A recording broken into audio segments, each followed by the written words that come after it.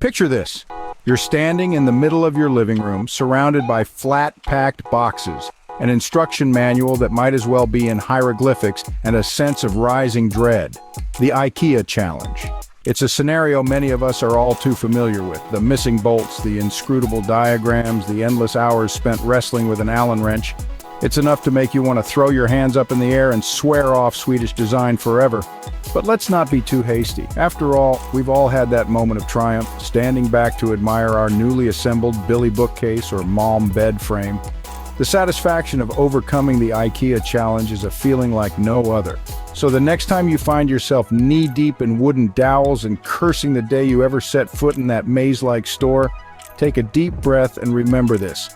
IKEA isn't just a furniture company, it's technically a charity. Founded in 1943 by a 17-year-old Ingvar Kamprad, IKEA started out selling low-priced consumer goods. It's a tale that begins in the small town of Älmhult, Sweden. Young Ingvar, full of entrepreneurial spirit, began his journey selling items from the comfort of his own home. From matches and pens to picture frames and watches, he had an array of consumer products that catered to the needs of his local community. But as time went on, Kamprad saw an opportunity in a different market: furniture. In 1948, he introduced a line of furniture to his business. The items were well received, and as the demand grew, so did IKEA. The brand expanded beyond the confines of Kamprad's home, giving birth to the sprawling IKEA stores we know today.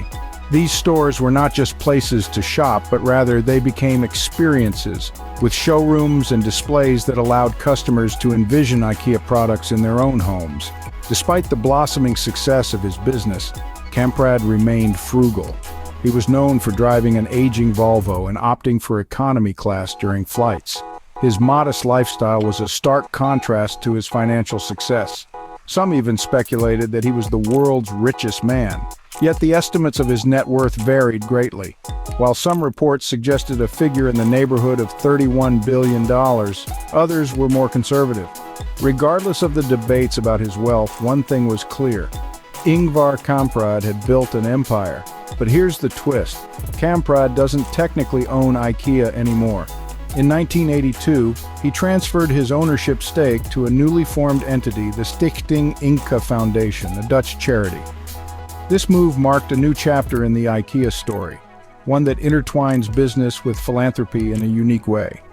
But that's a tale for another time. For now, let's marvel at the journey of a small-town boy who created a global phenomenon, all while staying true to his humble roots. In 1982, Kamprad transferred his ownership stake in IKEA to the newly formed Stichting Inca Foundation, a Dutch charity. This marked a significant shift in IKEA's structure, transforming it from a family-owned business into a charitable entity. The Stichting Inca Foundation, however, doesn't operate in the traditional way we might expect from a charity. Instead, it administers the IKEA stores through Inca Holdings, a wholly owned subsidiary that operates as a for-profit company. This unique arrangement makes IKEA's ownership structure quite intriguing. Now let's talk numbers. With an estimated endowment of over $36 billion in 2006, the Stichting Inca Foundation was arguably the world's largest charity at the time. The foundation's stated mission is to promote and support innovation in the field of architectural and interior design. A noble aim indeed, but how does it translate into action? Well, it's been confirmed that the foundation has consistently donated 1.7 million euros annually to Sweden's Lund Institute of Technology. However, when compared to its massive endowment, this amount seems rather insignificant, raising questions about the foundation's generosity. Critics argue that this entire setup is a clever, if dubious, way for IKEA to sidestep taxes. In 2004, IKEA reported a profit of 1.4 billion euros, but since it's owned by a tax-exempt charity, it didn't pay a dime. This structure not only offers tax benefits, but also effectively safeguards IKEA from any outside takeover bids. The foundation, with its 5-member board headed by Kamprad, is the de facto management for all IKEA stores. This intricate arrangement has led some to question the true charitable nature of the Stichting Inca Foundation, especially given the lack of clarity about how its substantial endowment is used. Yet, amidst all these questions, one stands out. It seems like a clever way for IKEA to avoid taxes, but how does Kamprad and his family profit from this setup? This, dear listeners, is where things get even more interesting. But that's a tale for another scene. While the charitable foundation owns the IKEA stores, it doesn't own the IKEA trademark or concept. Let that sink in for a moment. We've been talking about IKEA as a charity, but it's time to delve into the intricacies of the IKEA business model. The IKEA trademark and concept, those iconic blue and yellow stores, and the idea of flat-packed, self-assembled furniture are owned by a separate entity, Inter IKEA Systems, a private for-profit Dutch company. So while the stores themselves are owned by a charitable foundation, the essence of what makes IKEA, well, IKEA is controlled by a profit-driven company.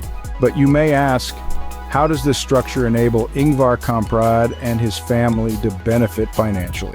Here's the clever bit. IKEA stores pay franchise fees to Inter IKEA Systems for the privilege of using the IKEA trademark and selling IKEA products.